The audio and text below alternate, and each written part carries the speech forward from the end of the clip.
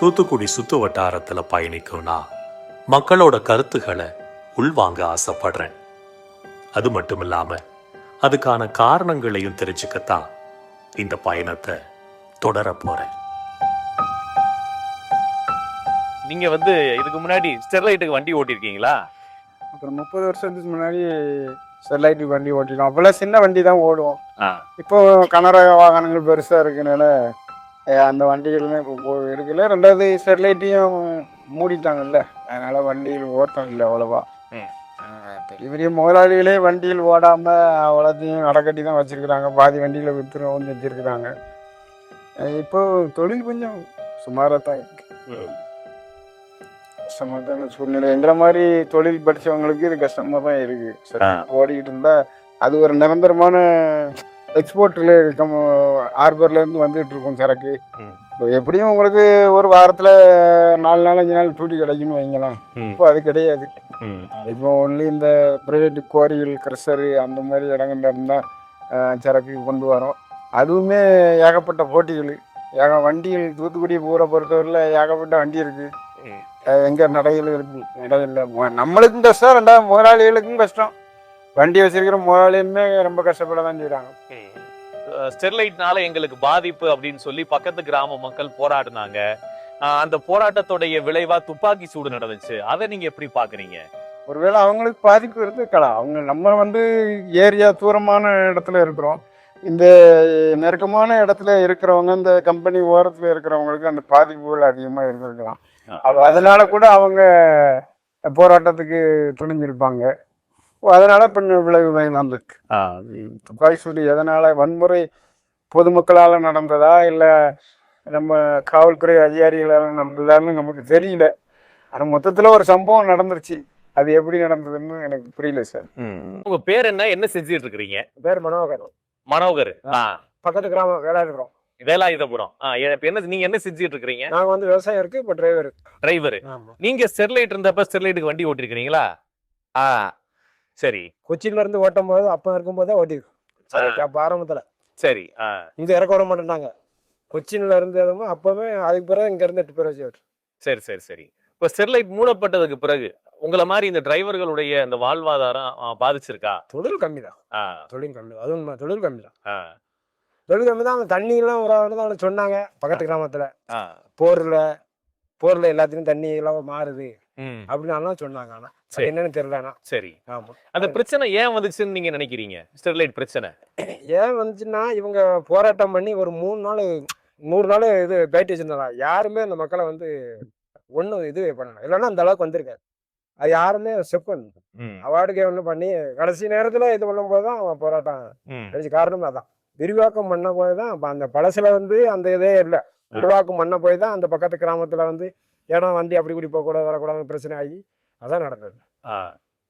இப்ப நீங்க ஒரு டிரைவரா இப்ப ஸ்டெர்லைட் மூடப்பட்டதுக்கு அப்புறம் பெருசா வேலை இல்ல, வேற இந்த குவாரி அப்படின்னு தான் நீங்க வேலை பார்த்துட்டு சொல்லிங்க.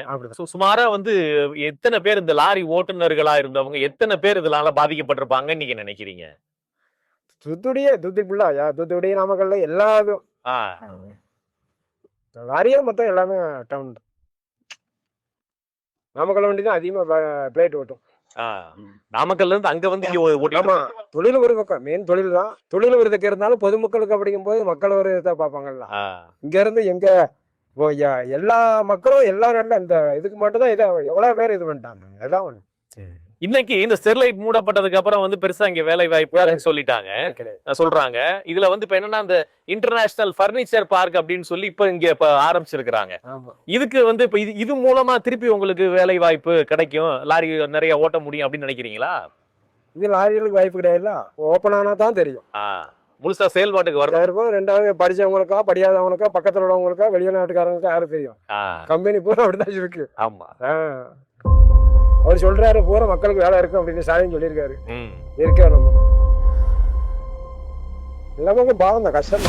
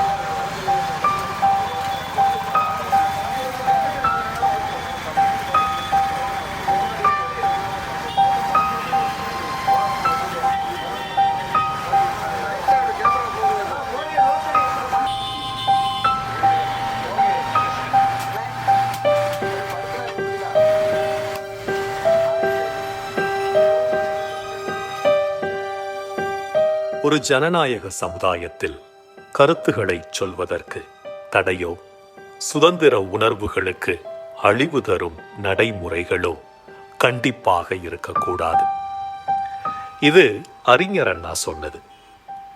தூத்துக்குடியை பொறுத்த வரைக்கும் அரசு மக்களுடைய கருத்துகளுக்கு செவிசாய்க்கணும் அப்படின்றது தான் விளிம்பு நிலை மக்களுடைய கருத்தா இருக்கு. எதிர்ப்பு ஆதரவு என்பது ஒரு பக்கம் இருக்க, குற்றம் செஞ்சவங்களுக்கு நியாயமான தண்டனை இன்னும் வழங்கப்படல அப்படின்றது தான் இந்த இரண்டு தரப்பு மக்களுடைய குற்றச்சாட்டாகவும் இருக்கு.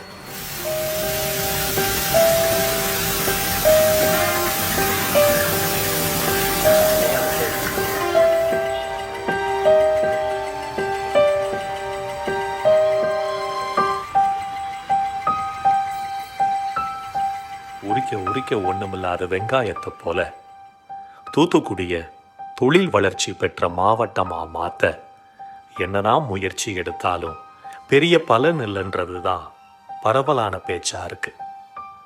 அது மட்டும் இல்லாம திருநெல்வேலி மாவட்டம் கங்கை கொண்டான்ல உள்ள சிப்காட் பெரிய அளவுல வளர்ச்சி அடைஞ்சிட்டு வர்றதால நிறைய பேர் தொழில் மற்றும் வேலை வாய்ப்புகளுக்காக அங்க இடம்பெயரும் சூழ்நிலையும் உருவாகி இருக்கு.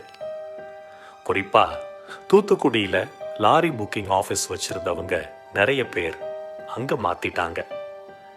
இதெல்லாம் ஒரு பக்கம் இருக்க, தூத்துக்குடிக்கு வர வேண்டிய வாய்ப்புகள் கை நழுவி போகுதோன்ற கேள்வியும் எழும்பாம இல்லை.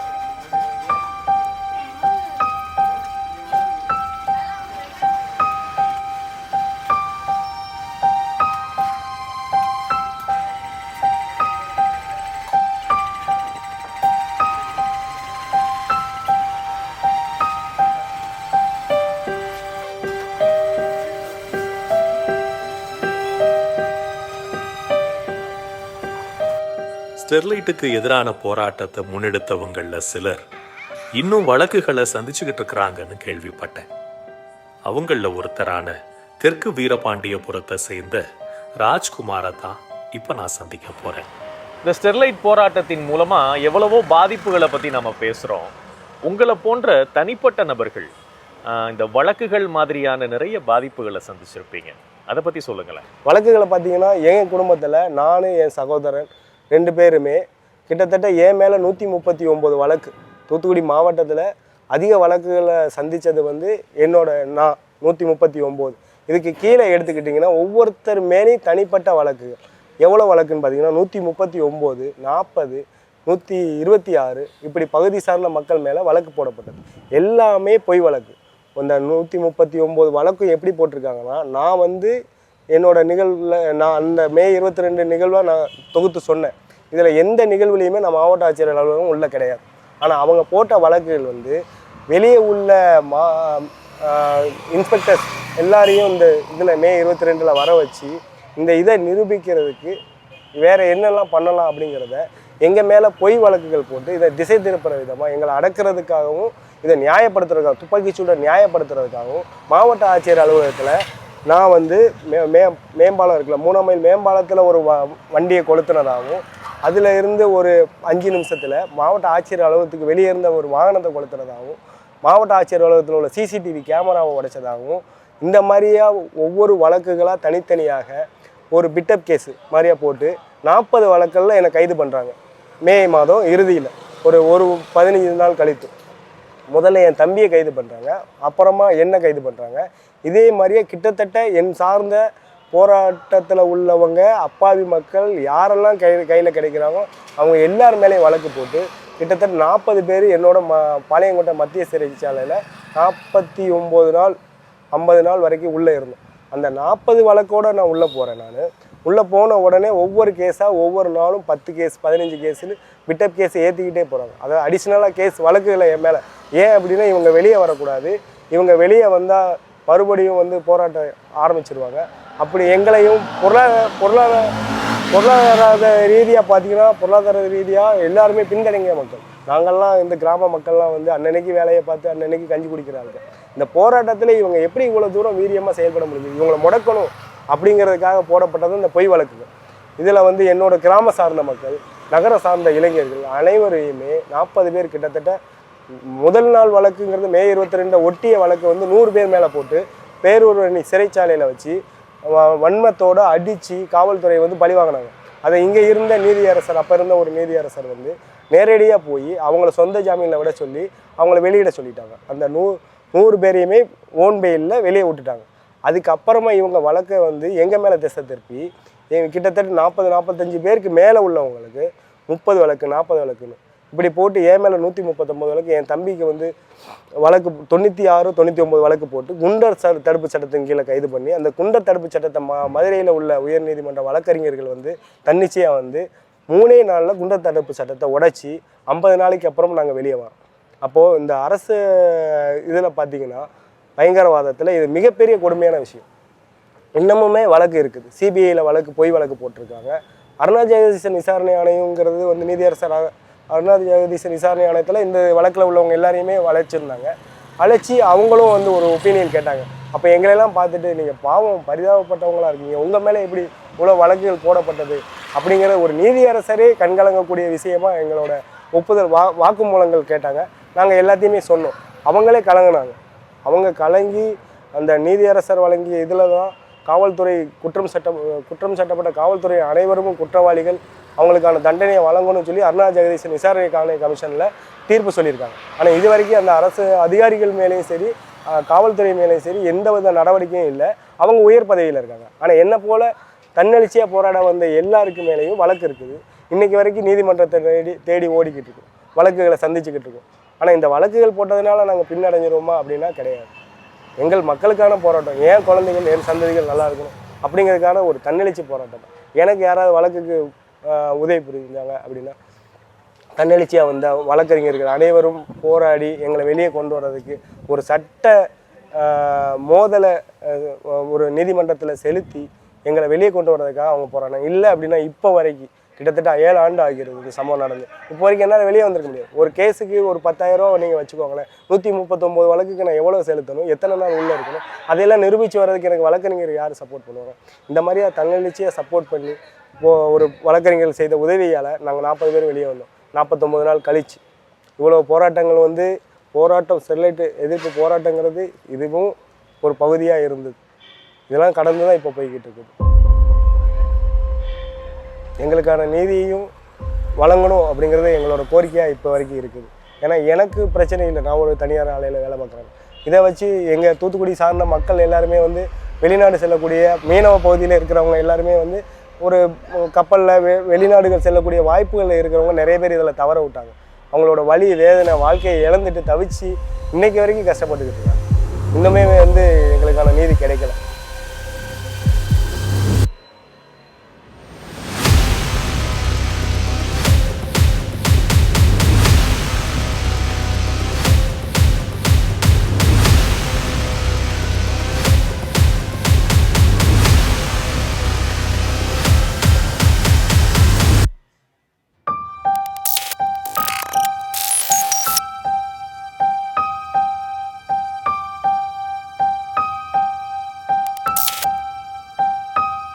ஸ்டெர்லைட்டுக்கு எதிரான 100 நாள் போராட்டத்தோட தொடக்க புள்ளியா இருந்தவங்கள ஒருத்தரும் அந்த போராட்டத்தின் ஒருங்கிணைப்பாளருமான மகேஷை சந்திக்கிறதுக்கு வாய்ப்பு கிடைச்சது.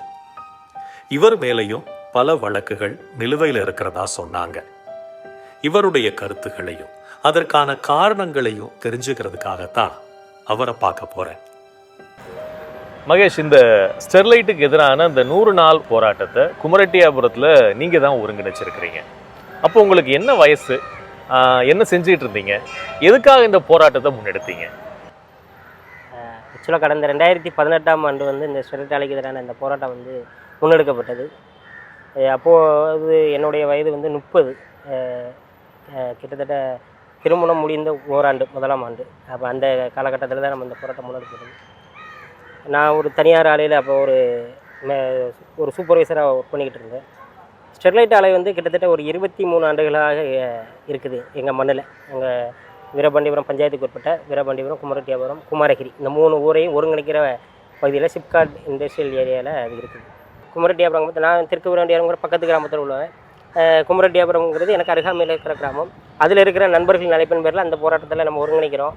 அப்போ அந்த மக்கள் நம்மளை ஏற்றுக்கணும். அங்கே அந்த குமரட்டியாபுரம் கிராமத்துலையுமே ஒரு 5 சமூக மக்கள் வாழ்கிற ஊர். அந்த 5 சமூக மக்கள் மத்தியில் பக்கத்துலேருந்து கிராமத்துலேருந்து வர்ற ஒரு ஒருங்கிணைப்பாளரை ஏற்றுக்கிடணும். அப்போ அந்த நம்பகத்தன்மை, அப்புறம் அந்த மக்கள் கொடுத்த நம்பிக்கை, அவங்க நமக்கு கூட இருந்த உறுதுணையாக இருந்தது, இது ஒரு பக்கம். அதுதான் நம்மளை போராட்டத்தை அடுத்த கட்டத்தை நோக்கி கொண்டு போச்சு. அதுக்கப்புறம் தூத்துக்குடியில் இருக்கிற அனைத்து சமூக செயற்பாட்டாளர்கள், போராட்டவாதிகள், அவங்களோட அன்பும் ஆதரவும்.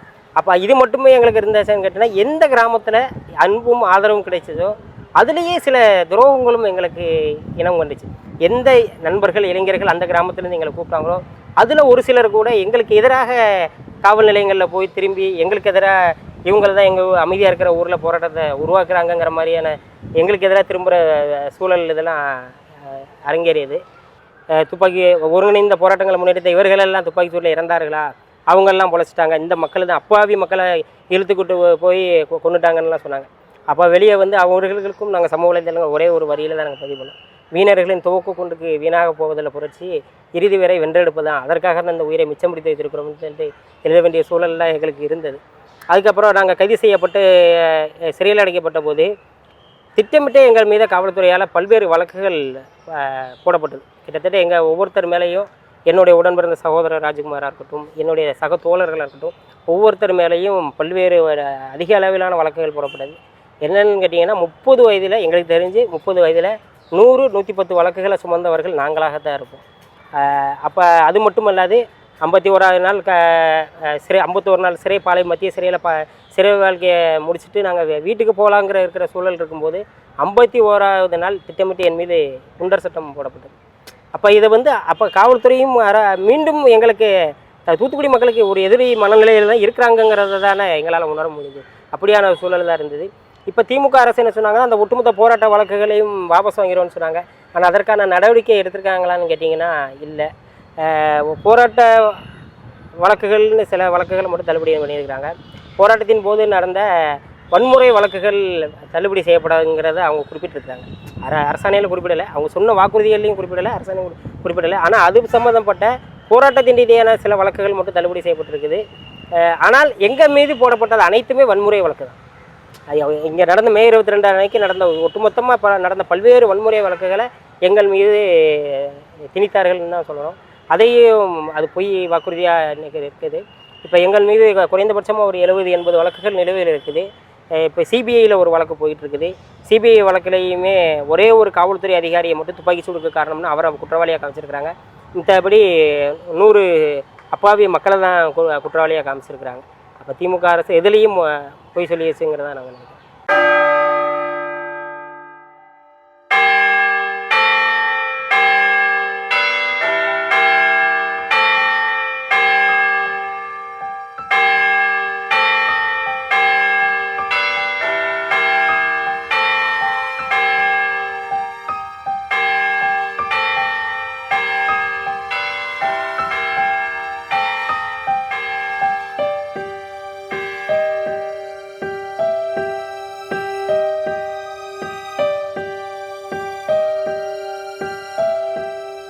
அதிமுக ஆட்சி காலத்துல தூத்துக்குடி துப்பாக்கிச்சூடு சம்பவம் நடந்ததால அவங்கள குறை கூறக்கூடிய மக்கள் இப்ப ஆட்சியில இருக்கக்கூடிய திமுகவையும் குறை சொல்றத பார்க்க முடியுது.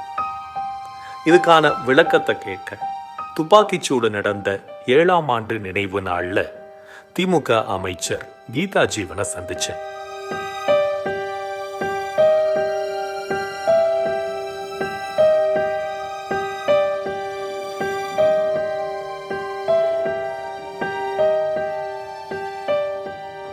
அந்த ஒரு சோகமான நிகழ்வு வந்து நிச்சயமாக தூத்துக்குடி மக்களுடைய மனதை விட்டு அகலாத ஒன்றாக நீங்கா இடம்பெற்றதாக இந்த ஒரு நிகழ்வு சோக நிகழ்வு வந்து மக்கள் மத்தியில் பதிஞ்சிருக்குது. அதனால் ஒவ்வொரு ஆண்டும் இந்த மே 22 வந்து அந்த நினைவு தினத்தை எல்லாருமே அனுசரிக்கிறாங்க. அந்த உயிர் பலியான அந்த துப்பாக்கியாலும் மற்றும் வன்முறையினாலும் தங்களுடைய உயிரை இழந்த அந்த உள்ளங்களுக்கு நம்ம வந்து அஞ்சலி செலுத்துகிறோம் இன்றைக்கி. அதுபோல் நாங்களும் இன்றைக்கி நம்ம கட்சி சார்பில் அஞ்சலி செலுத்தியிருக்கோம். அன்றைக்கி வந்து அந்த அந்த அரசினுடைய நிர்வாக திறமையின்மையால் தான் அந்த ஒரு துப்பாக்கி சூடுன்றது அன்றைக்கி நடந்தது பார்த்துக்கோங்க. ஏன்னா 100 நாள் நடக்குது ஒரு போராட்டம். யாருமே உள்ளூர் அமைச்சர் வரல, துறை அமைச்சர் வரல, கலெக்டர் கூப்பிட்டு பேசியிருக்கலாம், எதுவுமே கண்டுக்காமல் விட்டு கடைசி நாள் அதுக்கு முந்தின நாள் பேசி முடிச்சேன்றாங்க. அப்போ கூட எந்த ஒரு பொலிட்டிக்கல் கட்சியுமே அவங்க கூப்பிடல. அதிகாரிகளாக உட்காந்துட்டு கலெக்டர் இது பண்ணாமல் ஏதோ ஒரு சோக நிகழ்வு, உயிரிழப்பில் கடைசியில் முடிஞ்சு போச்சு. அப்புறம் நம்ம வந்து இப்போது இவங்க நம்ம முதலமைச்சர் வந்த பின்பு வந்து எல்லாரும் வந்து படிப்புக்கேற்ற வேலை தரல, எங்களுக்கு தரணுன்னாங்க. வந்த உடனே படிப்புக்கேற்ற வேலை போட்டு கொடுத்தாங்க. அதுக்கப்புறம் அந்த ஆலையும் பார்த்திங்கன்னா சுப்ரீம் கோர்ட்டில் எல்லா இடத்துக்கும் போய் நம்முடைய தமிழ்நாடு அரசு அந்த ஆலைக்கு எதிராக உறுதியான நிலைப்பாடை எடுத்து வச்சது. அந்த சுற்றுப்புற சூழலுக்குரிய கேடு, இந்த ஒரு சோகமான நிகழ்வை வந்து ஆலை தொடங்கக்கூடாது, ஆலைக்கு அனுமதி இருக்கக்கூடாதுன்றதில் நம்மளுடைய முதலமைச்சருடைய அந்த அறிவுரைப்படி தமிழ்நாடு அரசு உறுதியான நிலைப்பாடை உச்சநீதிமன்றத்தில் பசுமை தீர்ப்பாயத்தில் எல்லாத்துக்குமே எடுத்து வச்சது. அதன் விளைவு இன்றைக்கி வந்து ஆலை மூடப்பட்டிருக்கு, நிரந்தரமாக மூடப்பட்ட மாதிரி தான். இதுக்கிடையில் வந்து சும்மா ஏன்னா தேர்தல் வருது, எல்லாரும் ஒரு பிரச்சனையை கிளப்பி அதில் குளிர்காலையை நினைப்பாங்க, குட்டையை கிளப்பி மீன் பிடிக்க நினைப்பாங்கன்ற மாதிரி ஆதரவு ஒரு கூட்டம் அங்கங்கே மீட்டிங் போடுது, திடீர்னு அங்கே பெட்டிஷன் கொடுக்கு. எதனால் இந்த மாதிரி ஒரு நிலையை உருவாக்குறாங்கன்றது எங்களுக்கு ஒரு கேள்விக்குறியாக இருக்குது.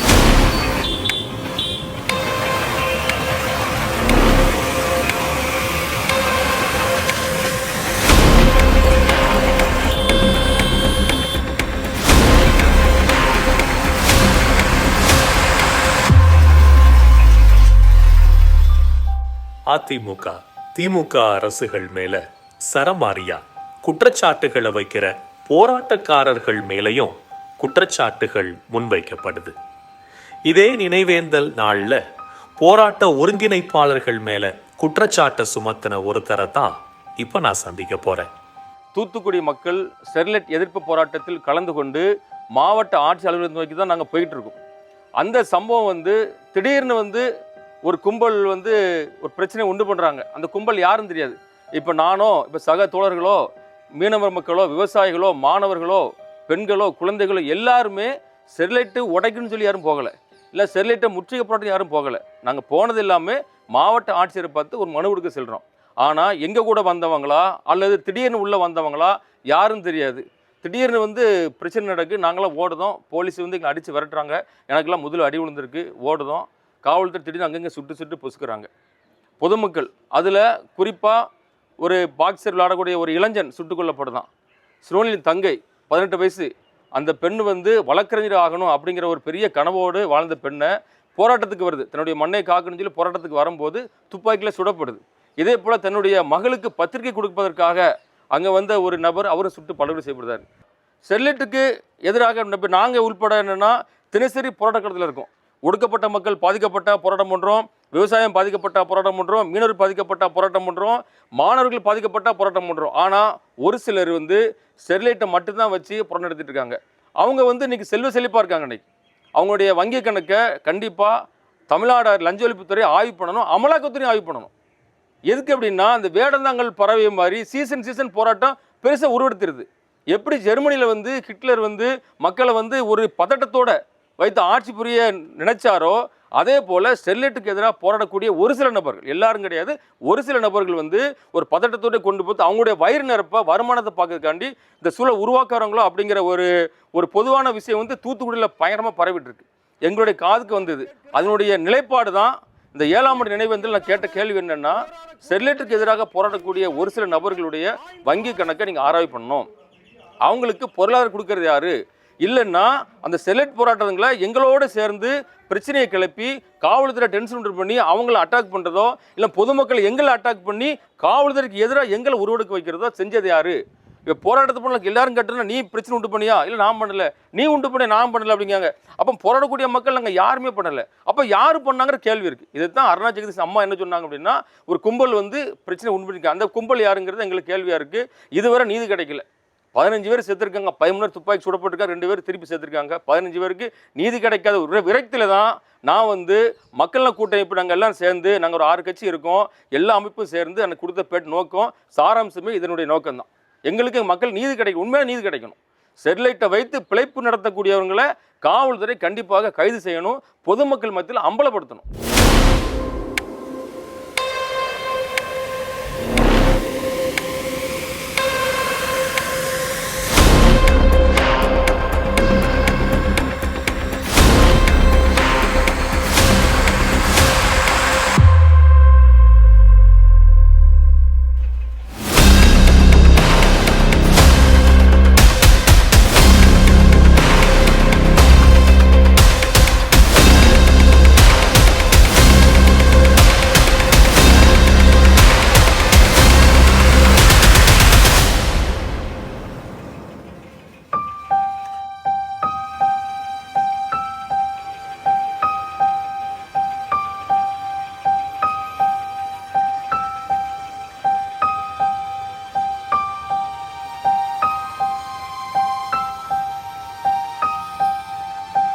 பலதரப்பட்ட கருத்துகளுக்கு மத்தியில தூத்துக்குடி துறைமுகத்தை மையமா வச்சு ஏற்றுமதி வர்த்தகத்துல ஈடுபட்டிருப்பவர்களுடைய பார்வையை தெரிஞ்சுக்கிறதுக்காக இப்போ ஒருத்தரை நான் பார்க்க போறேன்.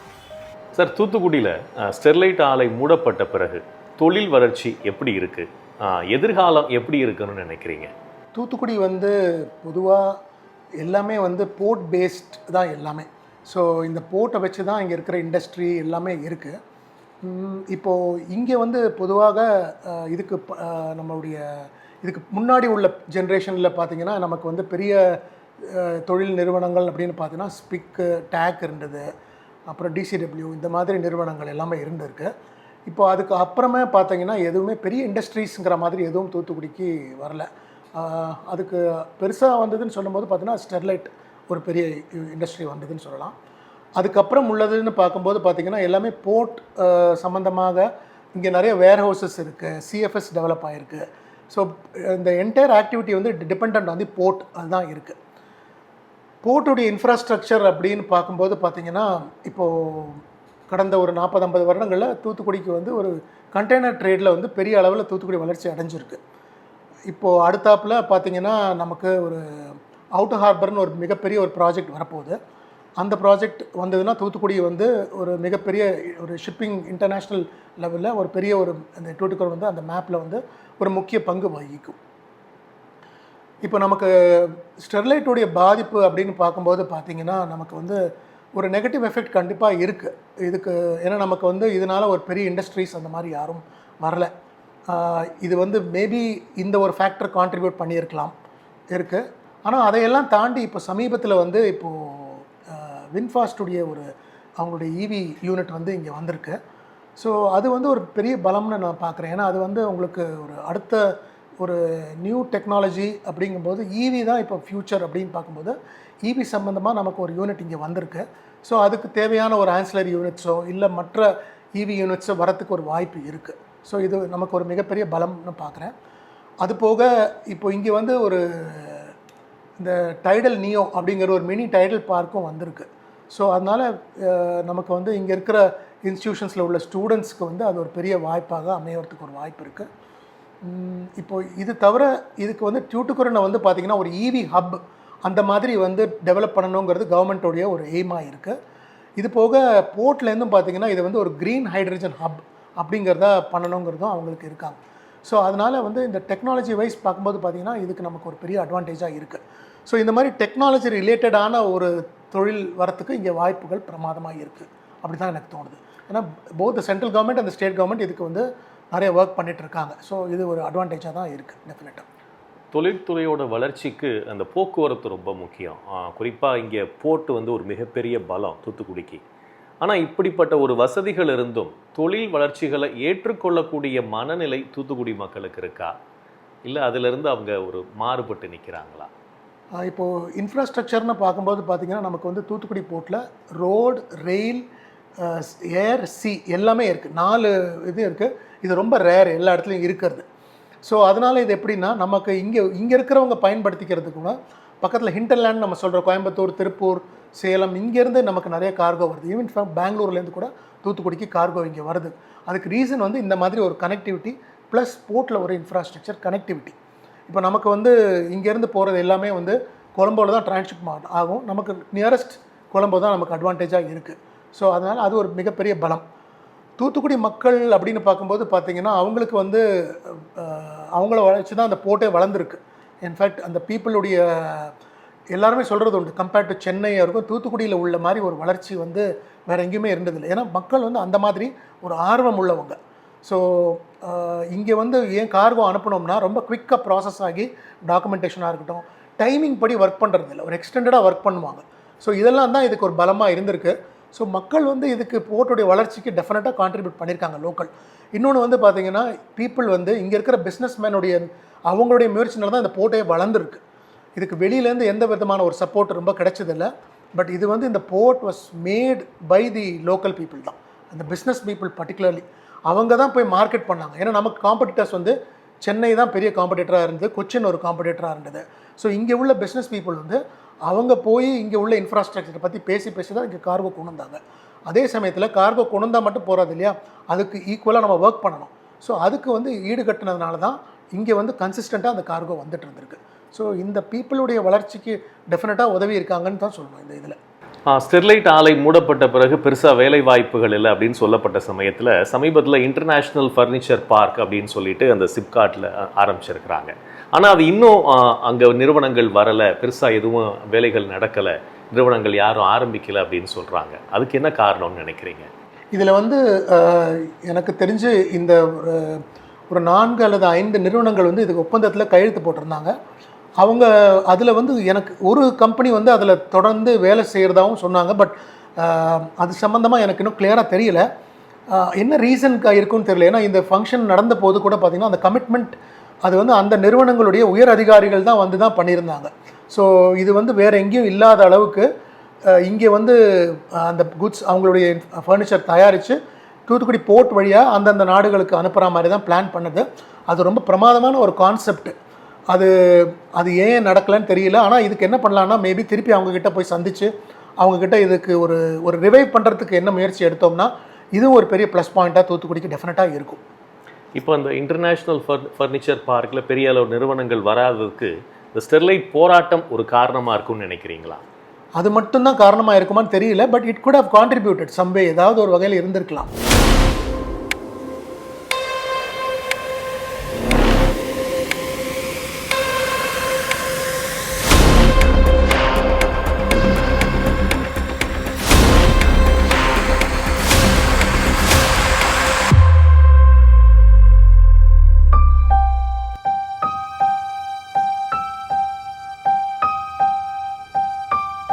இன்னைக்கு தூத்துக்குடியில புதிய தொழிற்சாலைகள் ஆரம்பிக்கப்படலனாலோ பல ஆண்டுகளுக்கு முன்னாடி தொடங்கப்பட்ட தொழிற்சாலைகள், அனல் மின் நிலையம் ஆகியவை இன்றளவும் இயங்கிக்கிட்டு தான் இருக்கு.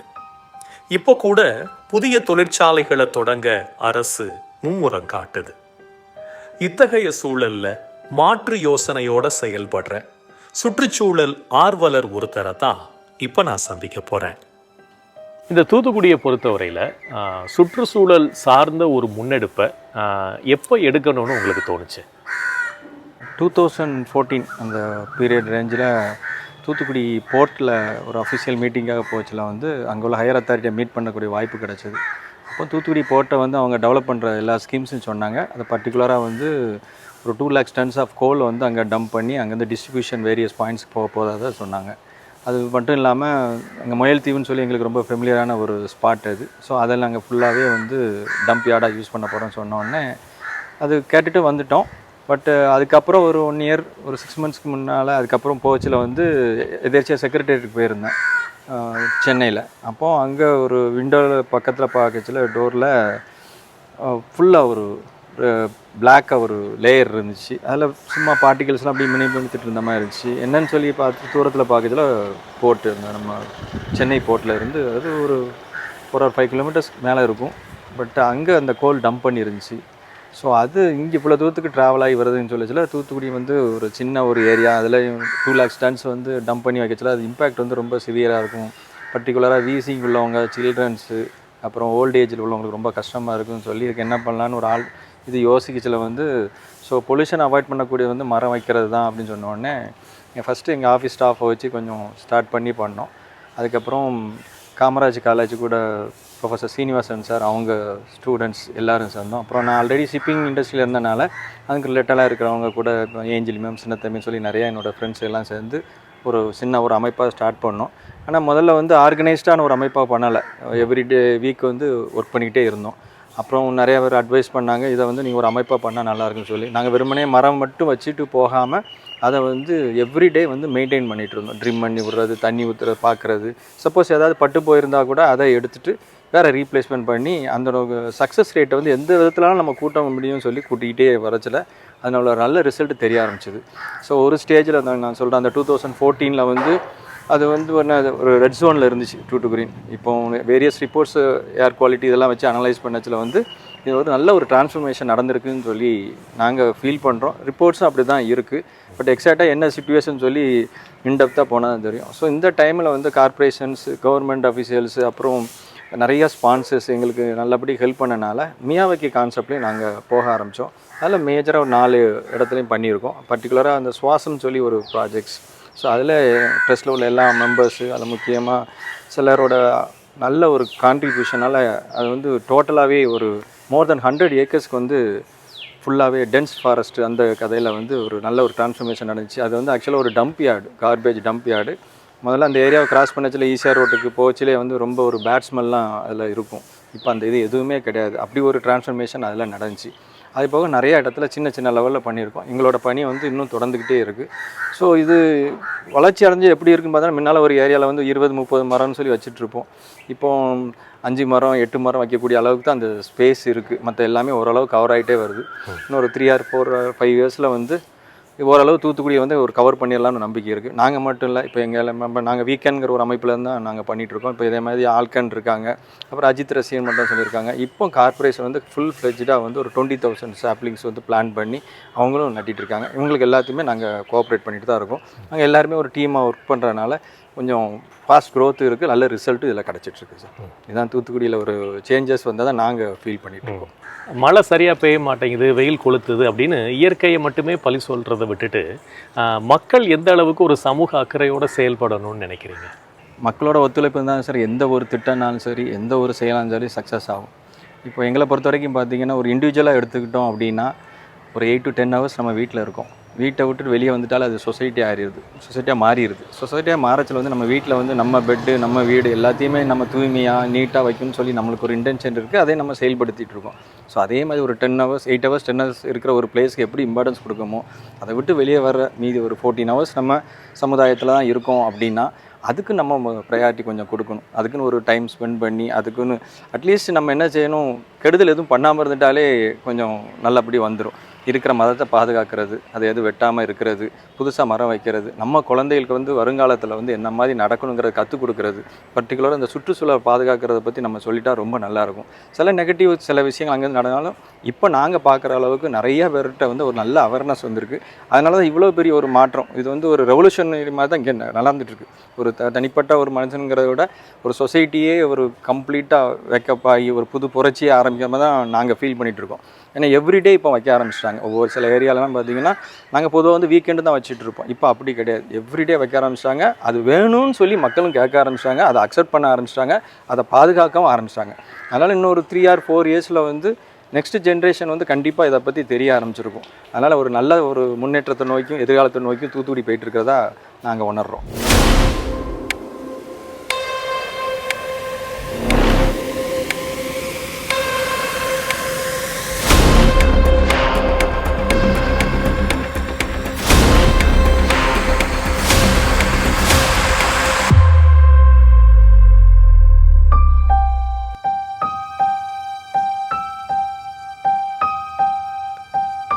களத்துல இறங்கி மக்களோட கருத்துகளையும் அதற்கான காரணங்களையும் தெரிஞ்சுக்கிட்டதை தொடர்ந்து நீதிமன்றத்துல நடந்த நிகழ்வுகளை தெரிஞ்சுக்கிறதுக்கான என்னோட அடுத்த கட்ட பயணம் தொடரப்போகுது.